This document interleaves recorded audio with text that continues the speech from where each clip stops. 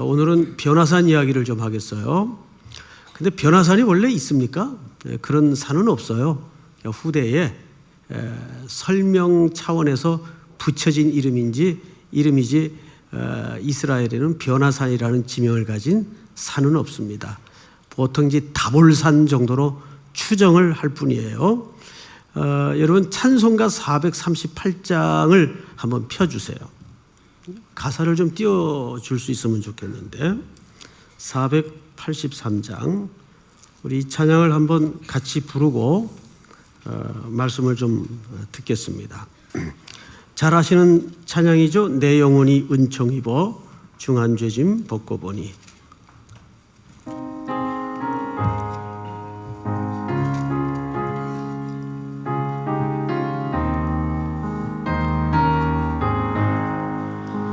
내 영혼이 은총 입어 중한 죄짐 벗고 보니 슬픈 마음 이 세상도 천국으로 와도다.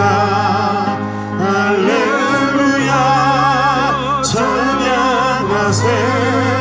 내 모든 죄 사함받고 주 예수와 동행하니 그 어디나 하늘나라.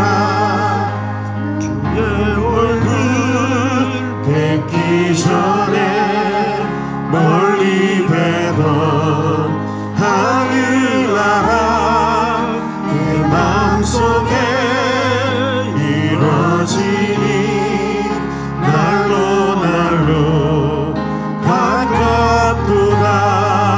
할렐루야 찬양하세.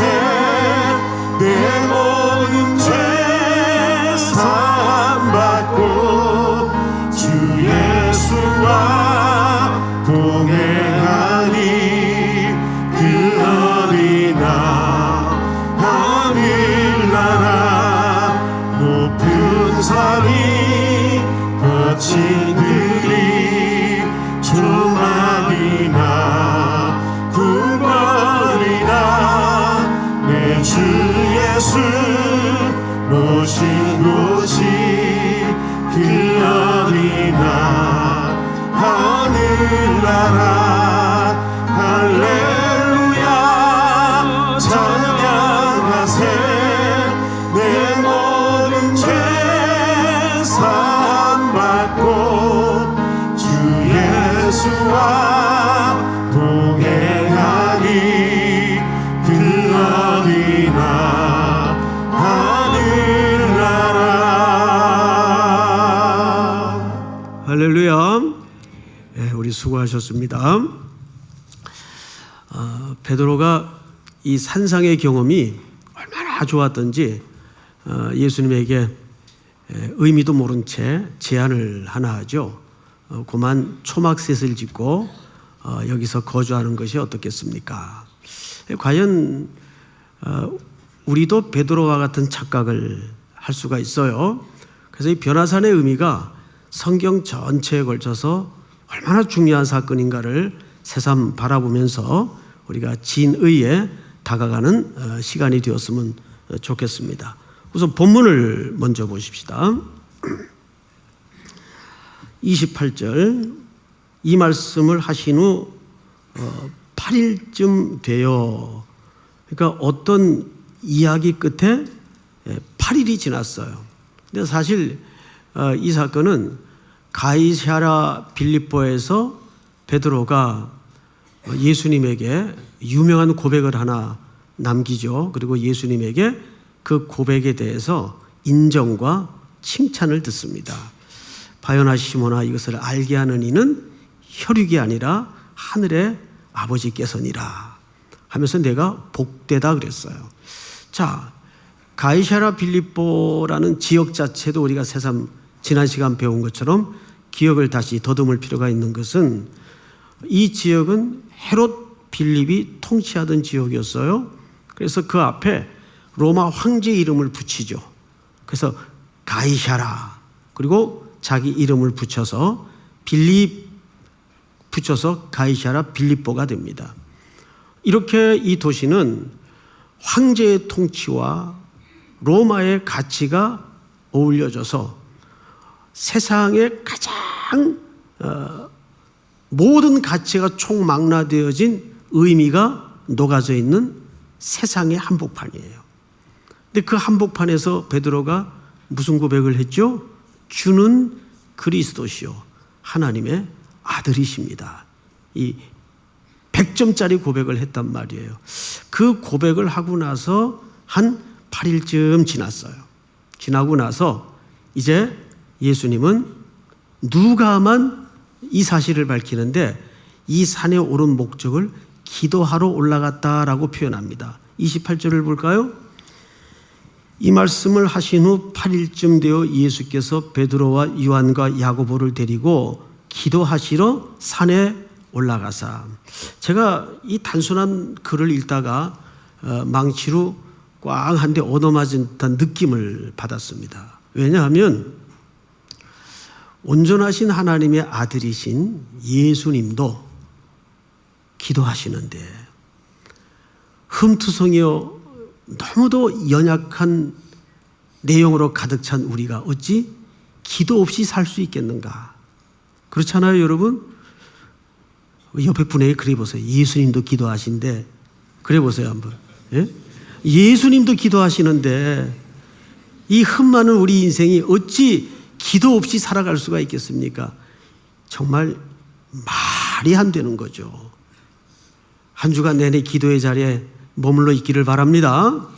또 우리 교회 공식적으로 기도의 시간이 있어요. 새벽 예배, 또 금요 영성 집회, 수요 예배, 전부 기도하는 모임이거든요. 기도의 자리에 나오는 것이 복입니다. 누구도 기도하시는데 예수님도 기도하시는데 아버지께 뜻을 묻고 아버지께 뜻을 구하고 아버지의 도움을 구하시는데, 그리고 이 기도는 아마도 철야 기도였던 것 같아요.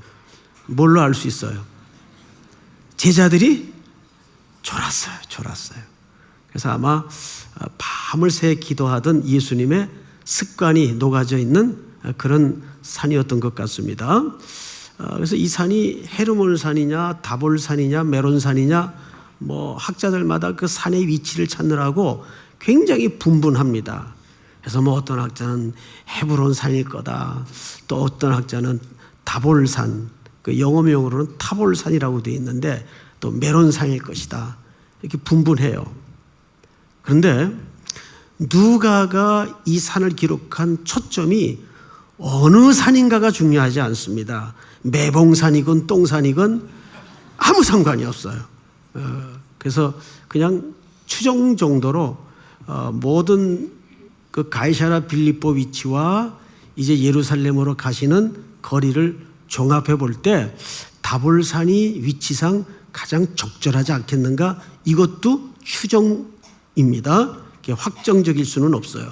성경이 명확하게 말하지 않으니까 과도하게 해석에 집착하지 말고 넘어가는 것도 지혜입니다. 어쨌든 이 산에서 주님이 이제 3명을 데리고 올라갑니다. 자, 누구입니까? 베드로, 요한, 야고보. 마태, 마가, 누가가 이 3사건을 다 기록했는데 기자들마다 이 3 제자의 이름 서열이 조금씩은 달라요. 근데 큰 중요한 문제는 아니고, 문제는 이 산의 사건을 기록하고 나서 귀신 들린 아이를 고치는 사건은 일치하게 똑같은 배열을 배치해 놓고 있습니다. 그래서 그것은 굉장히 중요한 의미가 녹아져 있는데 거기까지는 오늘 다룰 시간이 안 될 것 같고, 이제 다음 시간에 연결해서 그 사건이 이 변화산 사건과 어떤 암시를 갖고 있는가 우리가 좀 접근을 해볼 겁니다. 자, 성경을 또 보십시다. 올라가서 기도하실 때 틀림없이 이 산에 오른 목적은 첫째, 기도하러 올라가셨어요. 그리고 두 번째는 3 제자만 언급된 걸로 보아서 이 산에 오른 목적은 자신의 어떤 사역에 대한 비밀을 이 제자들에게 우선적으로 암시하기 위한 의도가 틀림없이 숨겨져 있습니다. 자, 어떤 암시인가를 한번 볼까요? 29절 한번 같이 읽읍시다. 시작. 기도하실 때 용모가 변화되고 그 옷이 휘어져 광채가 나더라. 네. 자, 여러분 출애굽기 34장을 한번 볼까요? 출애굽기 이 장면은 아시는 것처럼 모세가 백성들을 호렙산에 이끌어서 이제 그 백성들에게 줄 하나님의 말씀을 받기 위해서 하나님께 대면하는 아주 중요한 현장입니다. 그런데 놀랍게도 오늘의 이 변화산 위의 사건이 이 출애굽기 사건과 일치하게 평행구로 배치되어 있어요. 자, 몇 가지 겹쳐지는 부분이 있습니다.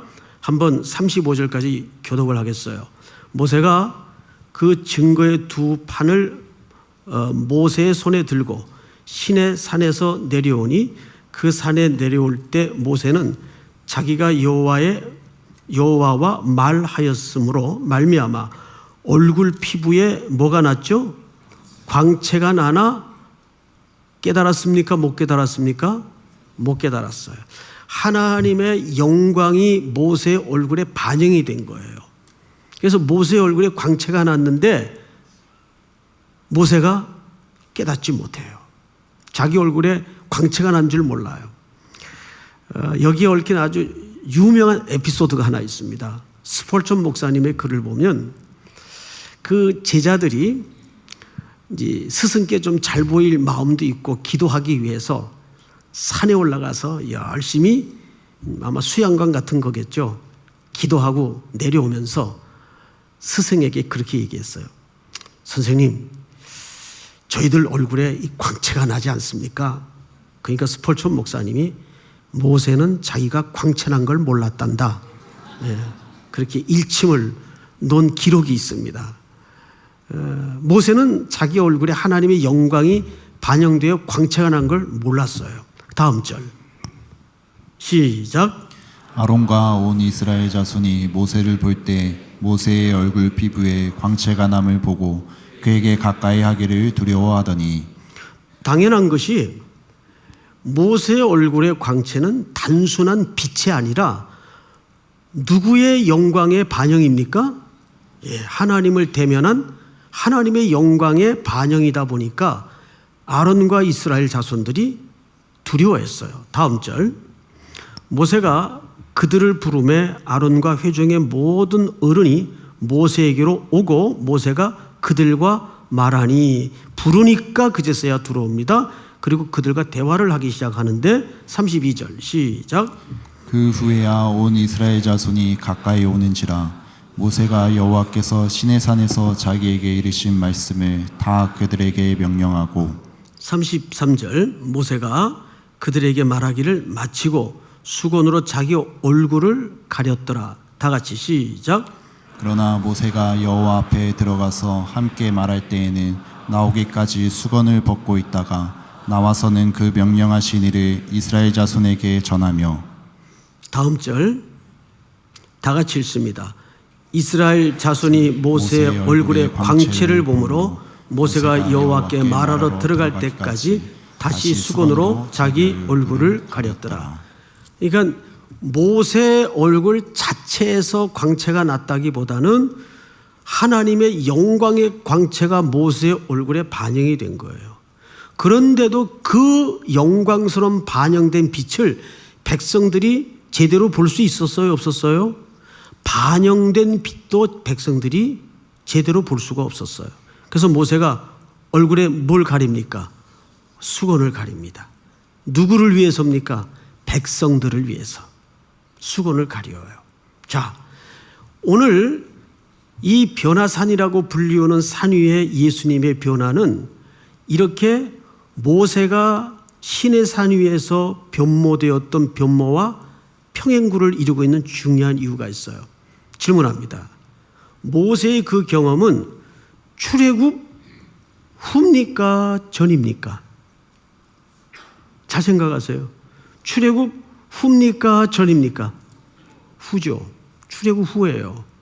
자, 그래서 놀랍게도 이 변화산의 사건은 새로운 출애굽을 얘기합니다.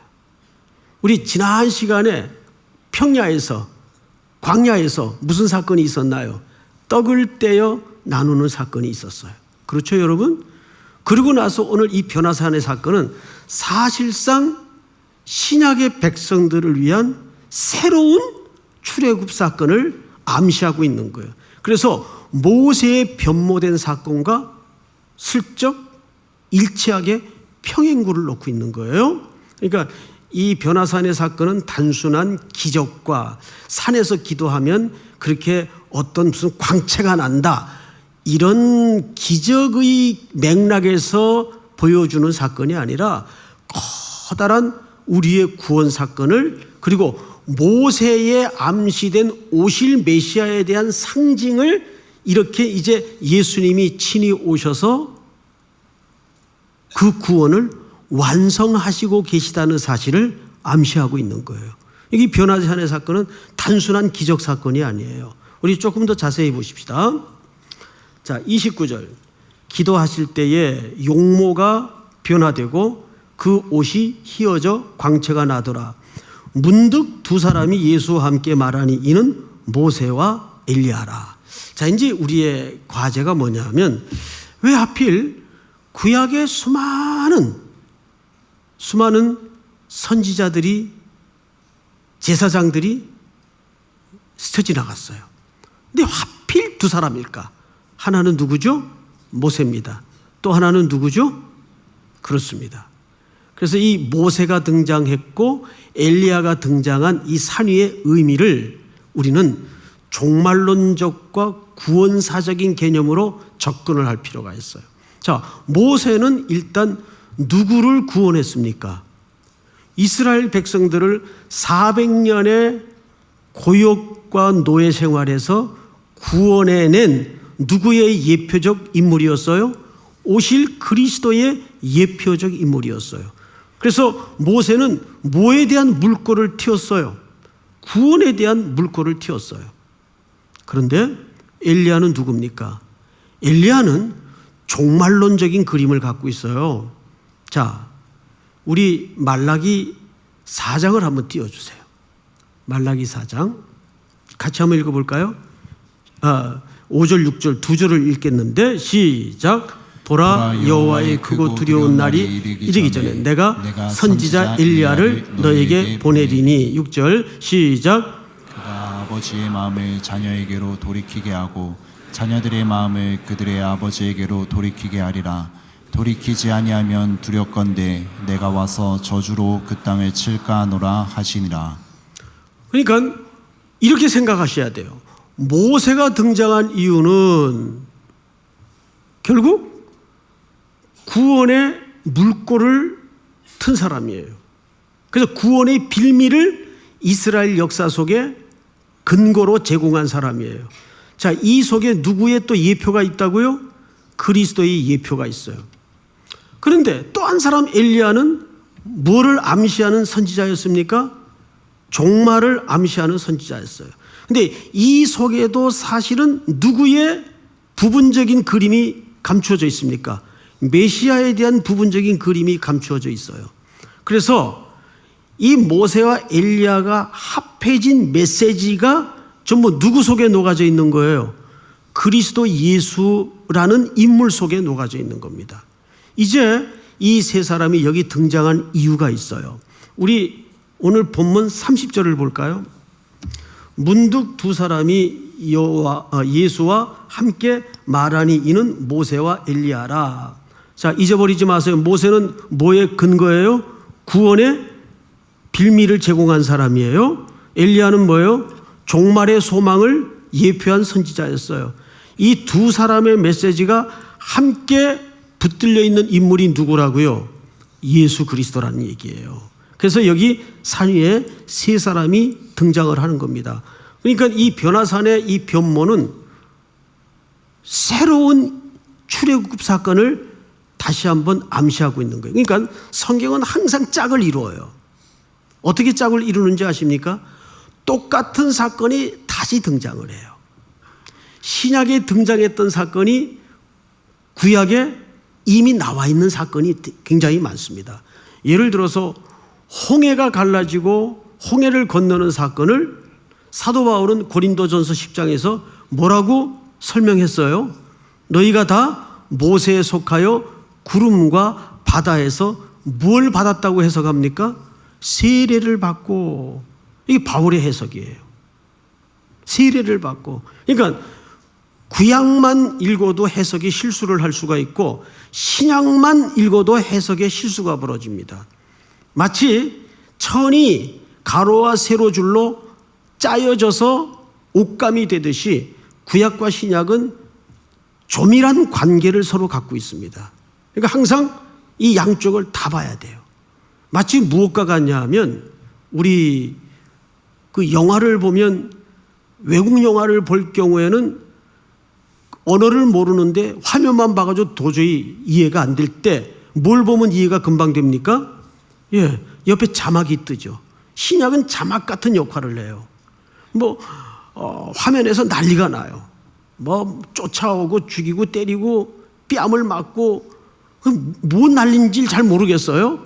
근데 옆에 자막을 촘촘히 읽어보면 아, 그런 의미였구나 금방 알 수가 있어요. 그러니까 구약은 마치 화면 같아요. 그래서 아주 스펙타클하고 이 스펙트럼이 굉장히 다양하고 넓어요. 근데 신약은 서술 방법이 논문식 서술이에요. 그냥 딱 한 줄로 써요. 인생은 허무한 것이다. 이 간단한 한 문장을 구약에서는 여러 가지 사건 속에 영화를 만들고 소설을 써놓죠. 그러니까 이런 이해관계를 갖고 있단 말이에요. 그럼 왜 이런 방식을 취하느냐? 이유가 있어요. 인간은 역사를 통해서 이것을 이해하는데 시간이 걸린단 말이에요. 그래서 하나님의 구원은 공간, 삶의 현장과 시간 속에 하나님의 구원을 진행해 가십니다. 우리 이해를 돕기 위해서. 그래서 하나님의 구원은 반드시 역사라는 공간과 시간이라는 무대 위에 펼쳐진다는 것을 아셔야 돼요. 그래서 점진적이에요. 너무 어려웠나요? 어렵지 않죠? 자, 이제 중요한 대목에 31절을 보십시다. 31절 한번 같이 읽을까요? 시작. 영광 중에 나타나서 장차 예수께서 예루살렘에서 별세하실 것을 말할세. 31절을 보시면 제가 이 31절에 아쉽게도 우리 개역개정 성경에 생략된 번역한 부분을 다른 성경을 읽어드리면서 소개를 해드릴 테니까 그냥 편안하게 들으시면 됩니다. 새 번역인데 원문의 내용에 가장 가깝게 번역을 충실히 했어요. 어떻게 되어 있는가 하면 그들은 영광에 쌓여 나타나서 예수께서 예루살렘에서 이루실 일, 성취하실 일, 이 내용이 영어 성경을 보면 더 정확히 기록되어 있어요. 그런데 우리 개역개정에서는 그 번역을 왜 생략했는지 모르겠어요. 굉장히 중요한 번역이었어야 하는데 그만 생략을 해버렸어요. 그냥 어떻게 썼는가 하면 예루살렘에서 별세하실 것 이렇게 처리를 해버렸어요. 근데 여기가 이렇게 번역하면 안 되고 새 번역처럼 예루살렘에서 이루실 일, 곧 그의 떠나가심에 대하여 말하고 있었다. 새 번역에서는 떠나감이라고 말했고 여기 우리 개역개정에서는 별세라는 단어를 썼어요. 예루살렘에서부터 이루실 일, 그 일을 위하여 뭐라고요? 떠나가실 일. 이 떠나간다라는 말을 왜 별세로 번역을 했는지 모르겠는데 이 말이 정확하게 헬라 말에 어떻게 되어 있는가 하면 엑소도스라고 되어 있어요. 여러분 엑소도스라는 말은 무슨 말입니까? 출애굽이라는 얘기예요. 출애굽. 원문이 죽음이 아니에요. 디파처. 떠난다. 비행기가 이륙하는 걸 뭐라 그래요? 떠난다 그래요. 공항에 우리 늘 나가보면 디파처 돼 있어요. 떠난다. 그 출애굽한다 그 말이에요. 그 예수님의 이 변화산의 사건은 정확하게 새로운 뭐라고요? 출애굽 사건이라고요. 그런데 우리말에는 그냥 죽음이라는 의미를 가진 별세라고 표현을 했습니다. 그리고 또 한 가지 빠뜨린 것이 이 부분을 빠뜨렸어요. 예수께서 예루살렘에서 이루실 일, 그 일을 위해 주님이 출애굽하신다 그 말이에요. 그 일은 뭐겠어요? 우리의 구원을 얘기하는 거예요. 우리의 구원을 위해서 예수님은 새로운 출애굽을 위해서 뭐 하신다는 겁니까? 이제 죽기 위해서 예루살렘으로 들어가신다는 얘기입니다. 그러니까 이 변화산의 사건은 어린 양의 죽음을 암시하고 있는 거예요. 여러분 생각해 보십시오. 이스라엘 공동체가 홍해를 건널 때 누구의 죽음을 밟고 근거로 홍해를 건넜나요? 그 전날 밤 어린 양의 죽음을 근거로 홍해를 건넙니다. 어린 양의 죽음이 전제되지 않는 홍해의 건냄은 있을 수가 없었어요. 홍해는 뭐냐? 단순히 구원받은 백성들이 구원받았다는 표가 홍해가 갈라진 사건이에요. 홍해를 건너야 구원의 조건이 아니에요. 믿습니까? 이미 그들은 어디서 구원을 얻은 존재인가요? 홍해를 건너기 전에 유월절 어린 양의 피로 문설주 임방에 발라진 죽임당한 어린 양의 흘린 피로 그들은 죽음을 면했어요. 그리고 그 증거로 어디를 건넜다고요? 홍해를 건넜다고요. 그러니까 세례가 구원의 조건이 아니에요. 그 홍해는 사도 바울이 고린도전서 10장에서 뭐라고 해석을 했죠? 세례. 그러니까 세례를 받아야 구원을 얻는 게 아니라 세례는 구원을 받은 자가 그 증표를 갖는 사건이에요. 그렇지만 중요합니까? 안 합니까? 중요하죠. 중요하죠. 순서와 질서가 그래요. 그러니까 정확하게 여기서 예수님이 뭘 암시한 거죠? 자기가 이제 이 땅에 온 목적, 구원의 완성을 예루살렘에서 이루기 위해서 이제 떠난다. 디파처한다. 엑소더스 한다. 출애굽을 한다 그 말이에요. 그러니까 홍해를 건너 이스라엘 공동체가 출애굽을 하는 것은 사실상 홍해가 갈라졌기 때문이 아니고 그 전날 유월절 어린 양의 죽음으로 피 흘린 용서가 있었기 때문에 죽음이 면하여졌기 때문에 살아서 홍해를 걷는 거라고요. 믿습니까? 이것은 우리 성도들이 구원의 순서와 질서에 굉장히 중요한 신학적 정리입니다. 그런데 우리가 잘못 이해를 하면 홍해가 구원의 조건으로 들어와 있는 분들이 간혹 있더라고요. 아니에요. 그건 하나의 표일 뿐입니다. 자, 31절을 다시 보세요. 31절. 영광 중에 나타나서 장차 예수께서 예루살렘에서 별세하실 것. 이 별세라는 말이 무슨 뜻이라고요? 엑소더스. 출애굽하다 그 말이에요. 그것을 말할세. 32절 같이 읽습니다. 시작. 베드로와 및 함께 있는 자들이 깊이 졸다가 온전히 깨어나 예수의 영광과 및 함께 선 두 사람을 보더니 그 이들이 분명히 그 야심한 밤 깊은 시간까지 이 기도의 자리에 예수님과 함께 머물러 있었던 것이 사실입니다. 근데 문제는 뭐냐면 우리가 신명기 18장을 한번 띄워주세요. 몇 구절을 좀 찾아볼 텐데 한번 읽겠습니다. 시작. 내 하나님 여호와께서 너희 가운데 내 형제 중에서 너를 위하여 나와 같은 선지자 하나를 일으키시리니 너희는 그의 말을 들을지니라. 여러분, 이 신명기 18장 15절은 누가 쓴 책이죠? 모세가 쓴 책이에요. 모세가 지금 뭐라고 했어요? 나와 같은 선지자 하나를 일으키리니. 그러면 여기서 말하는 나와 같은 선지자는 누구를 암시하고 있는 메시지입니까? 오실 그리스도, 메시아를 암시하고 있는 그림이에요. 이것이 이제 사도행전쯤 넘어가서 사도들의 기록에 의해서 어떻게 소개되고 있는가? 사도행전 8장을 띄워주세요. 시작. 그러나 하나님이 모든 선지자의 입을 통하여 자기의 그리스도께서 고난받으실 일을 미리 알게 하신 것을 이와 같이 이루셨느니라. 그 메시아는 오셔서 뭘 받기 위해서 오셨습니까? 고난을 받기 위해 죽기 위해서 오신 거라고요.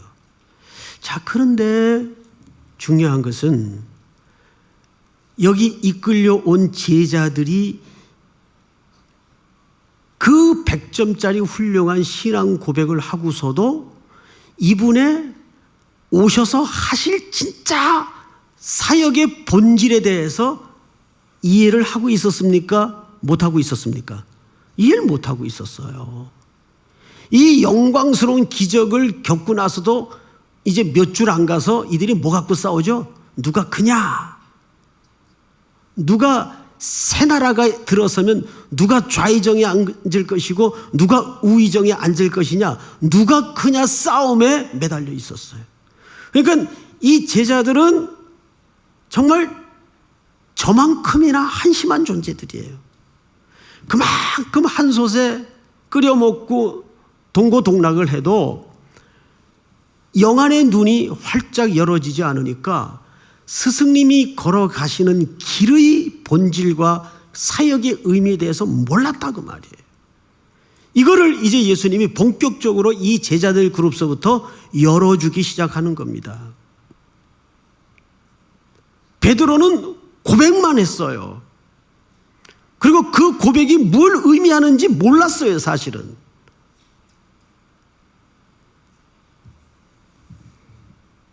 그러니까 예수님께서 베드로를 야단치죠. 사단아, 내 뒤로 물러가라. 꿈에도 이 스승이 우리의 죄의 문제를 근본적으로 해결하기 위해서 십자가의 그 더러운 언덕에 참혹한 모습으로 죽어가야 되시는 분인 줄을 몰랐다고요.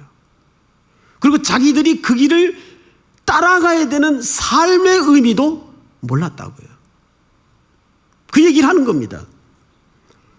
그러니까 졸았죠. 32절에 보면 베드로와 및 함께 있는 자들이 깊이 졸다가 온전히 깨어나 예수의 영광과 및 함께 선 두 사람을 보더니, 이제 33절 다 같이 읽겠습니다. 시작. 두 사람이 떠날 때 베드로가 예수께 여짜오되 주여, 우리가 여기 있는 것이 좋사오니 우리가 초막 셋을 짓되 하나는 주를 위하여, 하나는 모세를 위하여, 하나는 엘리야를 위하여 하사이다 하되 자기가 하는 말을 자기도 알지 못하더라. 네. 졸다 일어나면 이런 현상이 꼭 옵니다. 네. 물론 이 졸음은 생물학적인 졸음이기도 하지만 이 졸음이 주는 암시가 굉장히 많습니다. 자, 지금 베드로는 뭘 제안한 것 같습니까? 결국 세 개의 초막을 짓자고 제안을 합니다.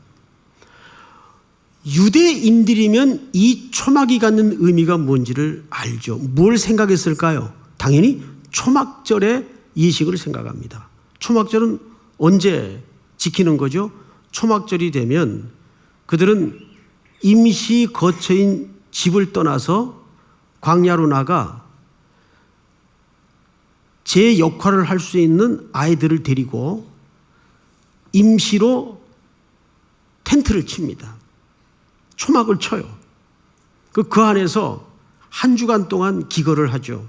최소한의 식량을 가지고 누룩 없는 떡을 먹으면서 지냅니다. 그러면서 아버지가 자녀들에게 뭘 얘기합니까? 구원받은 지난 은혜와 조상들이 광야를 어떻게 지났는가에 대한 하나님이 함께 하신 은혜를 후손들에게 물려줍니다. 그래서 이 초막절은 이스라엘, 특별히 유대인들에게는 지울래야 지울 수 없는 중요한 민족적 절기입니다. 사실은 정통 유대인인 베드로는 그걸 제안한 거예요. 초막을 지읍시다. 그런데 문제는 이걸 예수님이 받아들입니까? 거절합니까? 거절한 것 같아요? 받아들인 것 같아요? 거절하죠. 자, 어떻게 거절하는가를 한번 보십시다. 성경을 보세요. 34절. 이 말 할 즈음에 구름이 와서 그들을 덮는지라. 구름 속으로 들어갈 때 그들이 무서워하더니 35절 다 같이 시작. 구름 속에서 소리가 나서 이르되 이는 나의 아들 곧 택함을 받은 자니 너희는 그의 말을 들으라 하고. 자, 여러분, 이 본문을 잘 보시면 세 가지로 나누어서 끊어서 읽어야 됩니다. 첫째, 이 말 할 즈음에 구름이 와서 그들을 덮는지라. 구름 속에 들어갈 때 그들이 무서워하는지라. 구름 속에서 소리가 나요. 이르되 이는 나의 아들이라. 아들이에요, 아들. 근데 누구의 아들이에요? 나의 아들이에요. 그리고 곧 택함을 받은 자니 너희는 그의 말을 들을지어다. 택함을 받은 자. 이 택함 받았다는 말은 사실 또 다른 말로 기뻐하심을 입은 자란 뜻입니다. 여러분, 누가복음 3장을 한번 띄워주실까요? 3장. 예수님이 사역을 공식적으로 시작하실 때 똑같은 현상이 있었어요. 자, 같이 읽습니다. 시작. 성령이 비둘기 같은 형체로 그의 위에 강림하시더니 하늘로부터 소리가 나기를 너는 내 사랑하는 아들이라 내가 너를 기뻐하노라 하시니라. 자, 이 구절과 오늘 이 구절이 정확하게 일치합니다. 그러면 잘 생각해 보세요. 베드로의 제안에 하늘은 어떻게 대답한 거예요?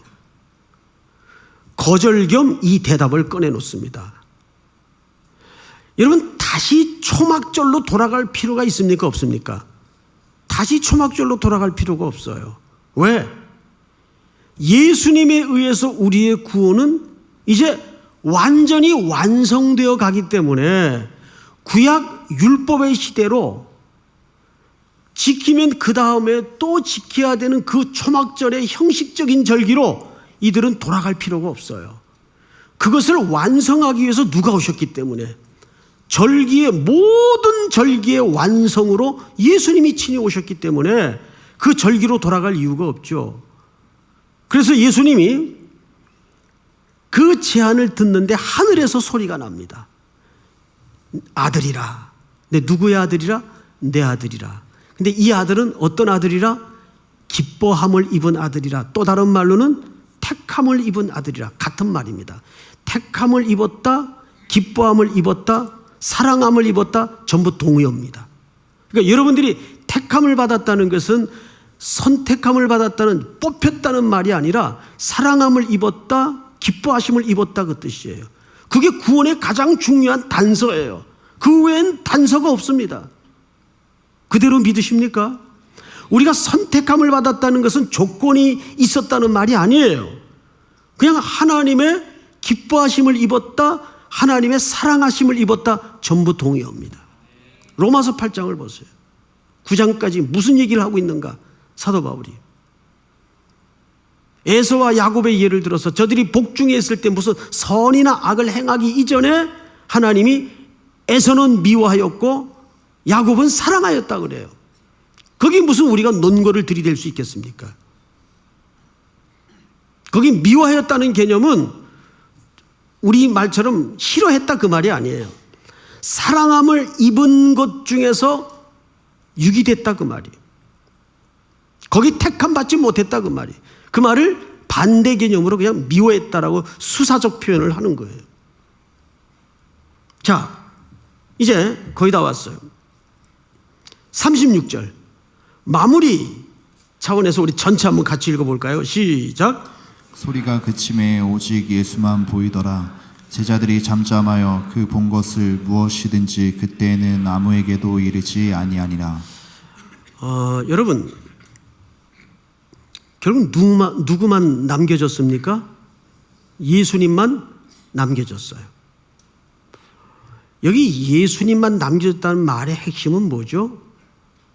지금 제자들이 산 위에서 목격한 희한한 기적, 영광, 광경, 어떤 퍼포먼스가 중요한 문제가 아니라는 거예요. 결국 그 놀라운 사건과 경이로움 속에 남겨진 분은 예수님 하나였어요. 이것이 역사가 추구하는 본질이어야 합니다. 우리 전 인생 속에도 이분이 남겨지지 않으면 그 인생은 흔히 하는 말로 아무것도 아니에요. 세상 뭘 붙들고 누리고 흔들어 보고 재봐도 예수님 남겨지지 않는 인생은 아무것도 아니에요. 그리고 예수님은 이제 그 구원의 완성을 위해서 출애굽하셨다고요. 이제 죽음으로 떠나가시는 거예요. 어린 양이 되어서. 그래서 이 사건은 출애굽 사건의 그대로 완성을 사인하는 재판이에요. 그만큼 이 변화산의 사건은 중요한 구약의 수많은 이야기와 얼개들이 암시했던 모든 내용들이 이 변화산의 상징적인 사건을 통해서 마무리 짓고 있는 겁니다. 마침표를 짓고 있는 거예요. 이분이 왜 오셨는가? 무엇을 위해서 오셨는가? 우리를 구원하기 위해서 오셨고 그 방식은 그분의 별세, 죽음, 출애굽 사건이었어요. 그래서 우리는 그 유월절 어린 양의 은혜에 업혀 새로운 생명을 얻게 된 존재가 되었습니다. 자, 그런데 결론은 두 가지예요. 예수님만 남겨집니다. 그러니까 이 구원의 도리를 제대로 인식한 사람은 그 인생과 고백 속에 주님밖에 남길 게 없어요. 믿습니까? 그리고 제자들은 여기 아무 말도 하지 않았다는 말은 무슨 말인가 하면 이런 뜻입니다. 이 말은 해호락한이라는 말을 썼는데 해호락한, 깊이 침묵하고 숙고하다. 너무 내상이 깊었던 거예요. 그 내상이라는 말은 상처적 의미가 아니라 너무 그 영적인 메시지 속에 담긴 암시가 충격적이었기 때문에 쉽게 이야기를 하지 못했어요. 우리 영적인 깊은 충격은 그럴 수가 있죠. 쉽게 가볍게 이야기할 수 있는 성격이 아니었어요. 그런데 이들이 결국은 이 십자가의 사건을 언제 깨닫게 되죠? 부활의 주님을 만나고 나서야 십자가의 죽음이 의미가 제자들의 이성 속에 완성이 되는 거예요. 이게 그런 일이었구나.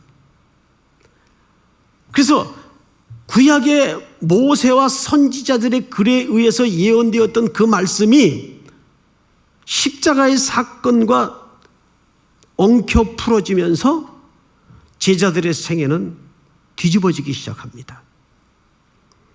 그리고 그들의 가슴에 불이 붙기 시작합니다. 이것밖에는 우리 생애 속에 남겨질 것이 없구나. 그래서 성경을 유심히 보면 그들은 사실 부활의 사건을 경험하고도 믿지 못했어요. 아니, 믿지 못한 게 아니라 별로 예수님을 따르는 일에 대해서 매력을 느끼지 못했어요. 왜요? 십자가에 그렇게 무기력하게 돌아가시는 그분이 다시 살아난들 무슨 의미가 있는가? 그래서 부활의 주님을 만난 제자들이 그때 바로 즉시 따르질 않았어요. 그리고 언제 근본적인 업사이드 다운, 뒤집어짐의 역사가 나타나는가 하면 말씀이 풀어질 때. 그 선지자와 모세의 글들에 의해서 암시되었던 그 말씀들이 그들의 이성과 가슴에서 풀어지기 시작할 때 그 십자가가 이런 의미였구나. 그래서 부활의 개념이 정확해집니다. 결국 우리는 뭘 만나야 될까요? 이 말씀을 만나야 되는데 여러분 여기 결론이 그의 말을 들을지랍니다. 성경을 잘 볼까요? 35절을 보세요. 35절. 구름 속에서 소리가 나서 이르되 이는 나의 아들 곧 택함을 받은 자니 너희는 그의 말을 어떻게 하라? 들으라. 그의 말을 들으라. 아우토 아구에테라고 돼 있어요. 근데 정확하게 이 말이 신명기 18장 모세의 글에 배열이 일치합니다. 18장 15절을 다시 한번 띄웁니다. 다 같이 한번 읽겠습니다. 시작. 내 하나님 여호와께서 너희 가운데 내 형제 중에서 너를 위하여 나와 같은 선지자 하나를 일으키시리니 너희는 그의 말을 들을지니라. 아멘. 여기 너희는 그의 말을 들을지니라. 그리고 35절에 9장 35절에 너희는 그의 말을 들으라. 누가만 이 순서를 일부러 일치시키고 있습니다. 어떻게? 이렇게요. 즉 아우투 아구에테, 이 순서가 70인 성경에 보면 신명기 18장의 순서와 누가복음 9장 35절의 순서와 똑같아요. 아우투 아쿠에테, 또 35절에도 아우투스 아쿠에테, 정확하게 일치하고 있어요. 왜 이런 의도적인 일치를 누가는 기록을 했을까요? 결국 우리 백성들을 하나님이 구원하시는 참 목적은 그의 말을 듣도록 하기 위해서입니다. 진짜 결론은 이 말씀이에요. 그의 말을 들으라.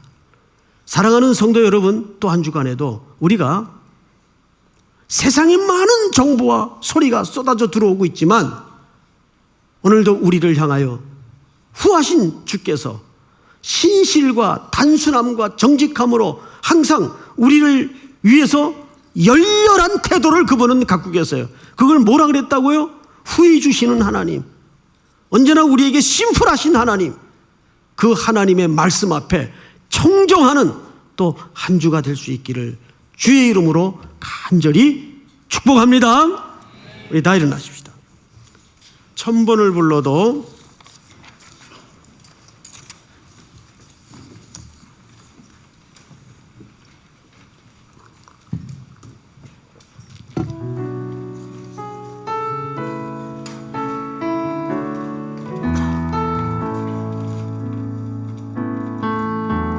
천번을 불러봐도 내 눈에 눈물이 멈추지 않는 것은 십자가의 그 사랑, 나를 살리려 지신 그 십자가, 모든 물과 비 나의 더러운 죄 씻으셨네.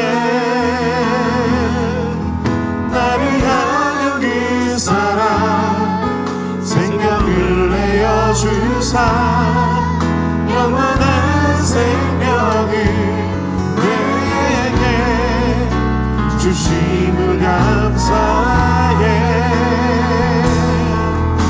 천번을 불러도 내 눈에 눈물이 멈추지 않는 것은 십자가의 그 사랑, 나를 살리려 나를 보자 버리신, 나를 사랑하신 분, 그분이 예수여. 천번을 불러도 내 눈에 눈물이 멈추지 않는 것은 십자가의 그 사랑, 나를 살리려 나를 보자 버리신, 나를 사랑하신 분, 그분이 예수여.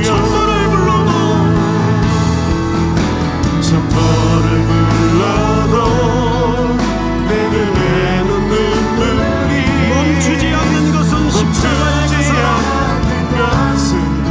십자가의 그 사랑, 나를 살리려 하늘 보자 버리신, 나를 사랑하신 분, 그분이 예수여. 우리 한번 머리 숙여 기도합니다. 변화산의 사건은 출애굽의 완성을 찍는 매우 중요한 사건입니다. 그래서 모세가 등장을 했고 종말의 소망의 인물인 엘리야가 등장을 한 것이죠. 결국 이 사건이 우리에게 주는 결론은 그의 말을 들을지라. 하나님, 오늘도 오전 또 그리고 이 저녁에 들려주신 말씀을 붙들고 한 주를 살겠습니다. 그렇게 순종하여 걷겠습니다. 저희 연약함을 동행해 주시고 도와주시옵소서. 쿠바로 떠나 있는 또 남아있는 수도권 선교를 위해서 여러분들이 가난한 가운데 살아갈 또 한 주의 삶을 위해서 우리 구체적으로 주여 한번 부른 다음에 소리내어 통성으로 다 같이 기도하십시다. 주여, 하나님 은혜를 진심으로 감사합니다.